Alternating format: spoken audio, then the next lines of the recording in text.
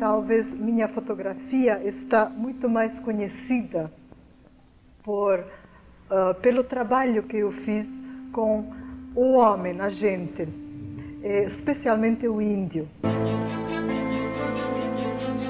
Levei comigo, dentro de 2 bolsas, meu aparelho fotográfico, lentes, filme. Consegui mostrar um pouco quem eram esses povos.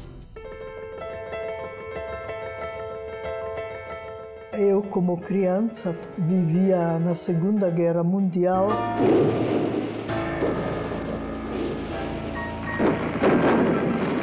Cláudio Andujar tem uma história de vida assim, impressionante, que atravessa o mundo e cruza várias guerras no caminho e desentendimentos familiares também. Enquanto criança, viu toda a parte da família do seu pai, que era judia, ser assassinada nos campos de concentração. Aos 13 anos de idade, Cláudio Andujar perdeu metade da família em Auschwitz. A Alemanha nazista promovia perseguições e assassinatos em massa de minorias consideradas inferiores, principalmente os judeus. Cerca de 6 milhões de pessoas foram vítimas do Holocausto. Ela conseguiu fugir com a mãe. Foi um trauma enorme na minha vida. Isso me levou a eu querer trabalhar com populações em perigo, populações discriminadas. Eu passei uma parte da minha infância, há 13, 14 anos, na Hungria. Depois fiquei refugiada na Suíça, passei vários anos nos Estados Unidos. Cláudia chegou no Brasil em 1955 e ela vinha dos Estados Unidos, mas nesse momento ela não fotografava ainda. Foi aqui que ela pegou a câmera pela primeira vez. Eu quis entender quem são os brasileiros. Então ela fotografou ensaios, fotografou a vida das prostitutas no interior de São Paulo, cirurgias espíritas no interior de Minas, fotografou a realidade de homens gays em São Paulo e no Rio de Janeiro, uma parteira que fazia partos na casa das pessoas, fotografou uma matéria sobre usuários de drogas. Quer dizer, ela fez várias pautas jornalísticas mesmo, mas sempre com esse foco numa certa marginalização social. Para isso eu levei anos, porque eu tinha essa curiosidade, eu senti uma necessidade de conhecer outros povos. É o que eu tenho feito, eu diria quase até hoje. E a Cláudia, como vocês podem acompanhar, apesar de estar completando aí 90 anos, continua ativista. E para celebrar os 90 anos de vida de Cláudio Andujar, a TV Cultura exibe uma entrevista recente e inédita com a fotógrafa e remexe no vasto acervo de imagens e reportagens produzidas desde 1970. Antes de fotografar, eu pintava, mas eu deixei a pintura porque pensei que não era bem no meu temperamento de pintar. Eu estou muito interessado na gente. É um interesse humano. As viagens que eu faço, às vezes para revistas, às vezes por interesse próprio, é uma expressão humana. Quer dizer, eu focalizo na emoção. Tem uma troca de olhar, tem uma afinidade, tem uma delicadeza, uma sutileza e uma proximidade que só alguém que está realmente conectado e que está tentando estabelecer uma relação verdadeira com o outro consegue extrair. Trabalhei muito no fotojornalismo, entre outras coisas, isso me levou várias vezes na Amazônia. Nos anos 1960, ela já era uma das fotógrafas mais conhecidas do Brasil, com trabalhos para revistas internacionais como Life e Look e nacionais como Cláudia e Quatro Rodas, até ser contratada pela Realidade. Eu conheci os Yanomami em 1971. Era um povo alegre, um povo descontraído, que vivia a sua cultura tradicional. Há exatos 50 anos, durante a produção de uma edição especial da revista Realidade sobre a Amazônia, Cláudia fotografou os Yanomami pela primeira vez. Constamment entendu parler les Yanomami de cette Naboyoma, cette femme blanche qui avait fait ci, qui était là, et qui faisait des photos et qui avait peur de rien et qui était tellement sympathique. Et bon, c'était la première femme blanche qui voyait circuler sur leur territoire. Ça avait été un événement. O apoio de 2 bolsas da Fundação Guggenheim de Nova York permitiu que ela fosse morar com os Yanomami. A Cláudia vinha do fotojornalismo que ela praticava na revista Realidade. Ela pôde realmente se libertar de algumas questões, não só do próprio emprego, mas das questões que pautavam o jornalismo. Toda a ideia de neutralidade, de imparcialidade. Conforme eu acho que ela foi entendendo melhor a sociedade Yanomami, se aprofundando nessa sociedade. Os Yanomami têm uma população de cerca de 28 mil pessoas em território brasileiro, distribuídos em mais de 300 aldeias. Eles são os guardiões de quase 100 mil quilômetros quadrados de floresta amazônica. Yanomami não acabou ainda, está lá. Minha intenção principal é de conhecê-los como povo, depois, através da fotografia, que eu acho que também sou parte do meu trabalho, apresentá-los para o mundo, não? Ela fazia múltiplas exposições, ela misturava imagens, sobrepunha coisas, usava flashes e chacoalhava a câmera. Ela realmente se sentia assim, muito à vontade para criar uma interpretação visual radical, original, nova, de fotografar essa sociedade, de representar essa sociedade. Eu me senti bem com eles. Comecei a conviver com eles. Uma época em que não falava uma palavra de Yanomami, os primeiros contatos com eles foi através do sorriso. Eu não cheguei lá imediatamente fotografando. Quando ficava um tempo num lugar, comecei a fotografar e tentei mostrar para eles também o que é, o que estava fazendo.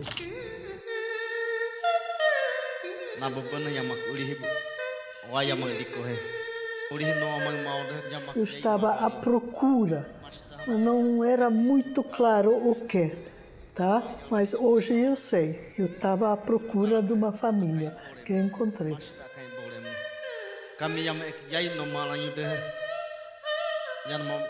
Ela foi como minha mãe. Ela foi como minha mãe. Ela vê um povo, o Yanomami, sendo oprimido, sendo violentado por um Estado em plena ditadura. Foi uma coisa terrível, foi um verdadeiro pesadelo. Primeiro eu fui expulsa de lá. Eu não sabia mais o que fazer com minha vida.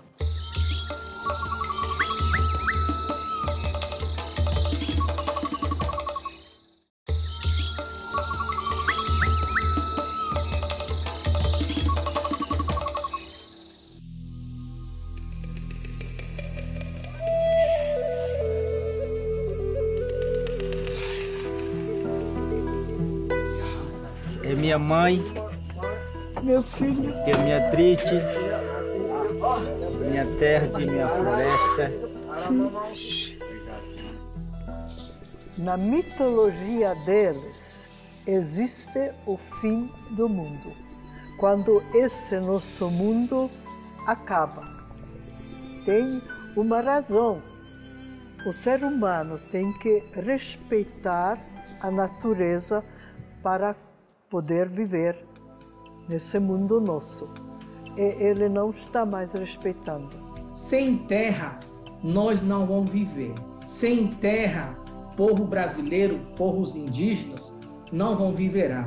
Por isso é muito importante manter viva a nossa terra, as florestas, rio, animais.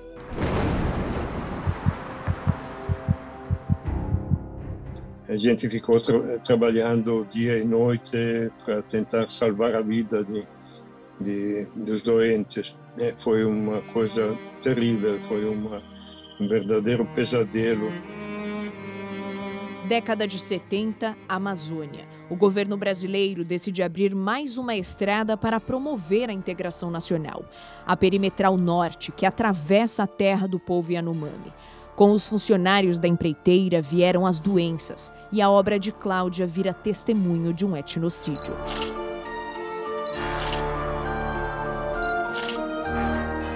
Ela vê um povo, o Yanomami, sendo oprimido, sendo violentado por um Estado em plena ditadura. Houve uma mudança radical. Era o primeiro contato que eles sofreram, que era um contato agressivo que atingiu toda a área do sul do território tradicional Yanomami, e no qual morreram muitos índios.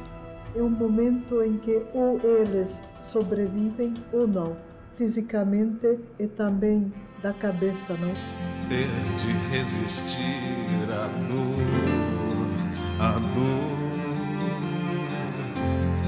sem compreender porque a dor.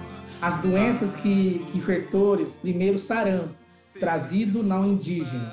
Nessa época, os nossos pais, os bisavós, não tinham vacinados.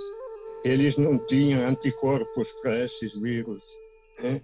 Então foi assim uma tragédia, né? Uma epidemia atrás da outra. Eu lembro que no registro da farmácia que eu mantinha, na época, num ano teve 12 epidemias. A Cláudia teve que esquecer totalmente a questão fotográfica, eu larguei a questão da pesquisa sobre mitologia e nos dedicamos exclusivamente à questão sanitária. Porque ela percebe que o projeto artístico dela não vai salvar as pessoas. Só através dessa fotografia, da beleza dessa interpretação que ela está fazendo, ela não vai conseguir ajudá-las. E ela resolve se envolver com o movimento indígena, funda uma ONG para defender os Yanomami, para proteger e para tentar impedir que esse massacre aconteça, que essa violência continue. Você meteu-se com os índios durante a ditadura militar. Sei. Você foi muito perseguida por isso? Fui. Maltrataram você? Bom, primeiro eu fui expulsa de lá. Eu não sabia mais o que fazer com minha vida. Quando ela volta para o território no ano seguinte, já é uma ativista. Ela volta fazendo campanhas, fazendo protesto, mobilizando dinheiro internacional. E a gente andou de aldeia em aldeia para ver o estado de saúde deles, vacinar e tudo isso. Assim que nasceu esse trabalho que hoje eu chamo de Marcados.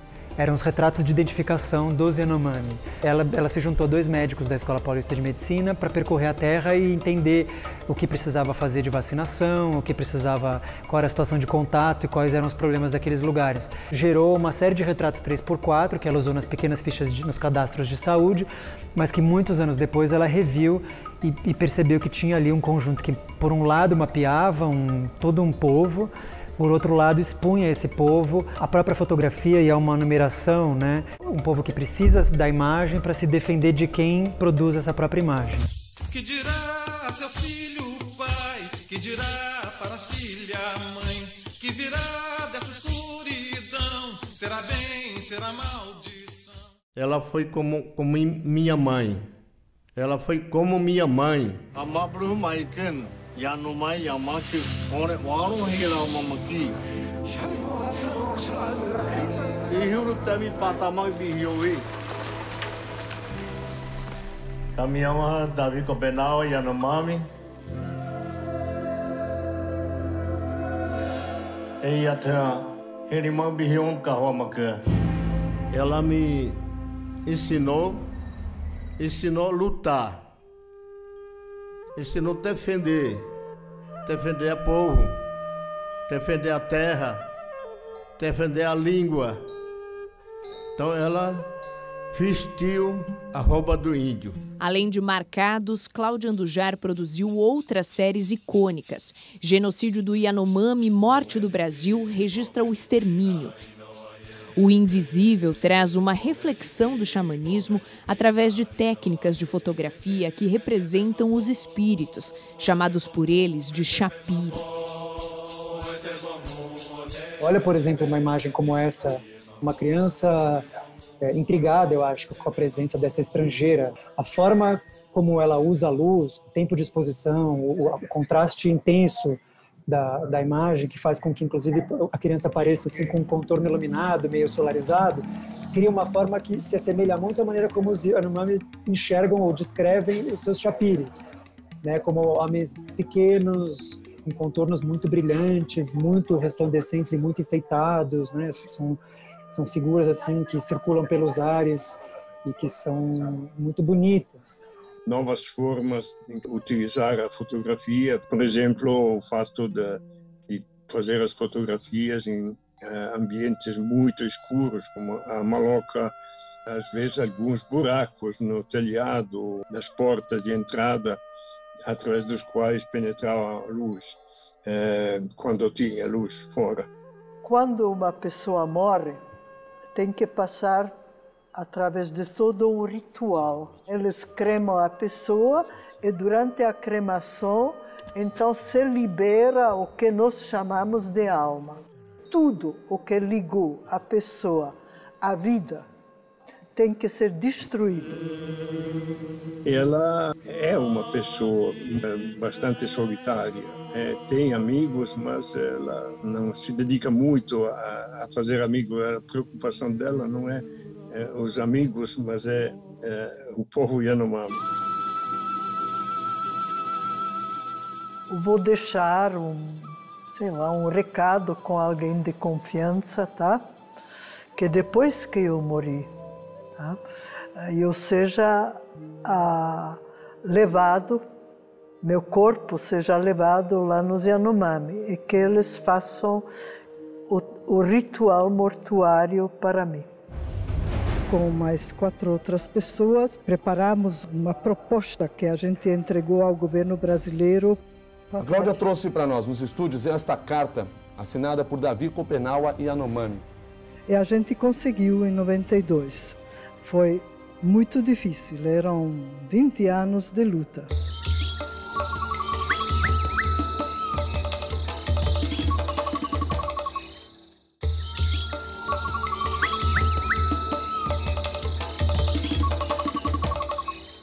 Um branco entra na terra indígena, eles matam. Para não acontecer isso, aqui no Brasil, a Cláudia veio para avisar a gente, avisar a mim, para eu aprender a defender.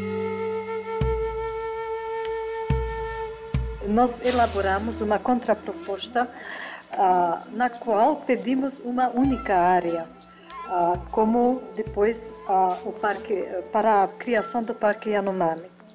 O que eu gostaria de pedir ao grande público é que tomem conhecimento da causa e que se manifestem. E a manifestação seria através de telegramas e cartas pedindo ao ministro Andreasa a criação desse parque no tempo mais breve possível.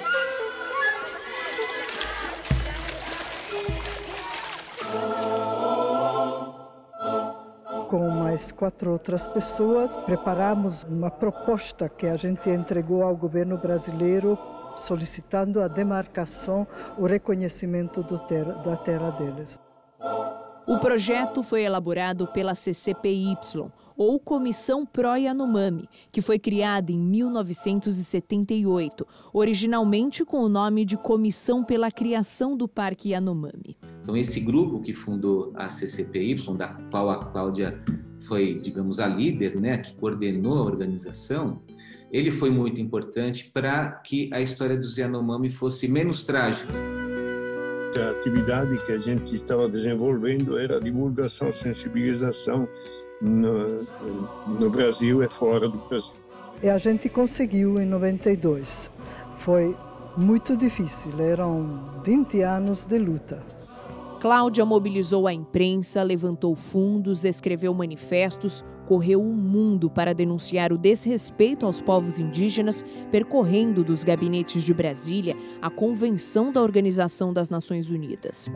Em 87 começou essa grande invasão de garimpeiros. Os garimpeiros, sem dúvida, destruíram o meio ambiente com mercúrio, com óleo que jogavam nas águas.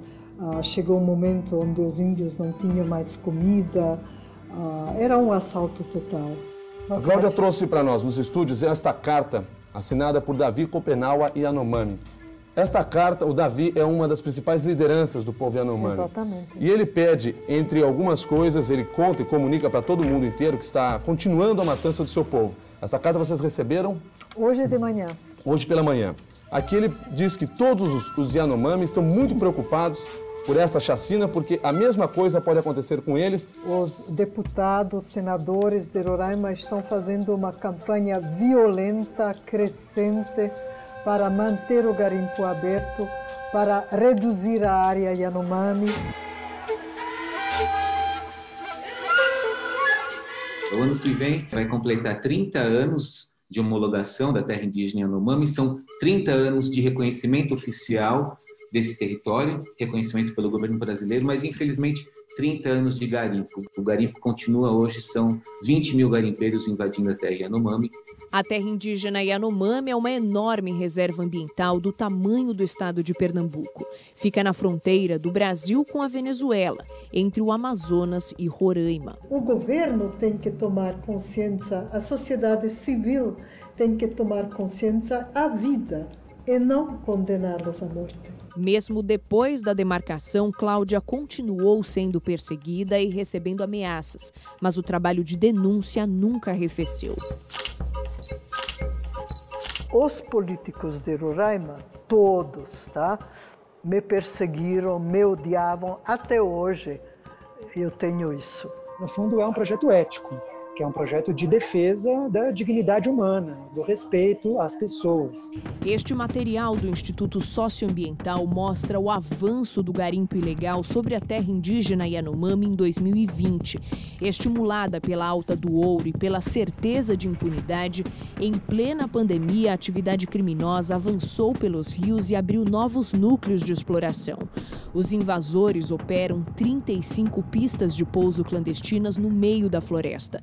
Somente no ano passado, a devastação foi equivalente a 500 campos de futebol, um aumento de 30% em relação a 2019. O que pode acontecer é que a gente possa perder a floresta, né? Ou boa parte dela, que a gente possa perder boa parte dos rios. Tem um quase volume de mercúrio abaixo da água, os peixes estão morrendo e os animais estão morrendo e a nossa saúde está muito ruim.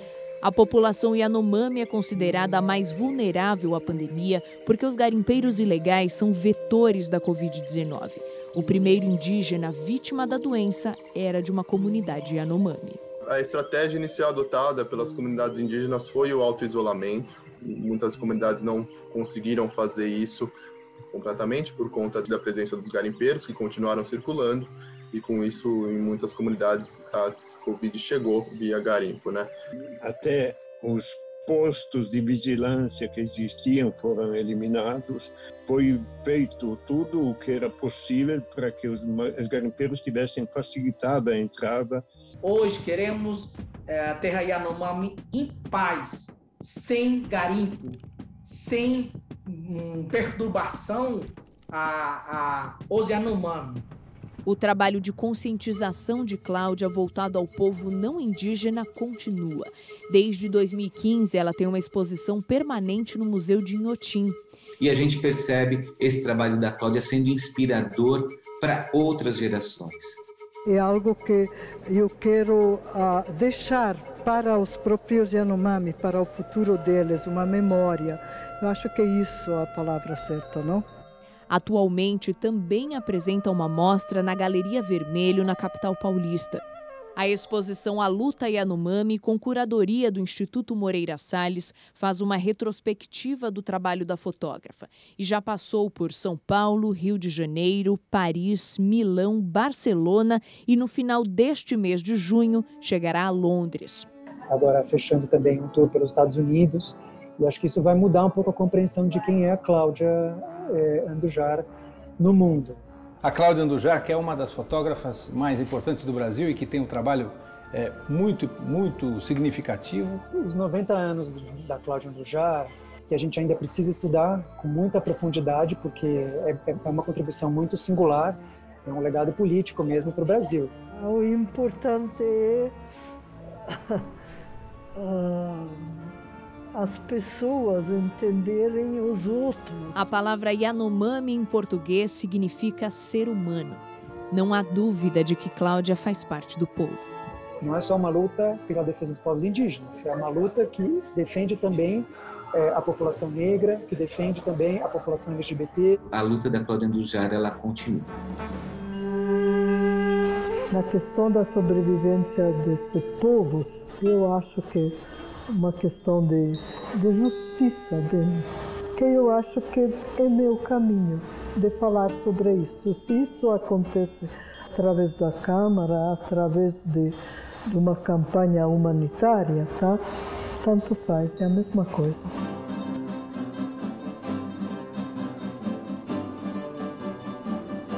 Você gostou? Eu gosto, sim.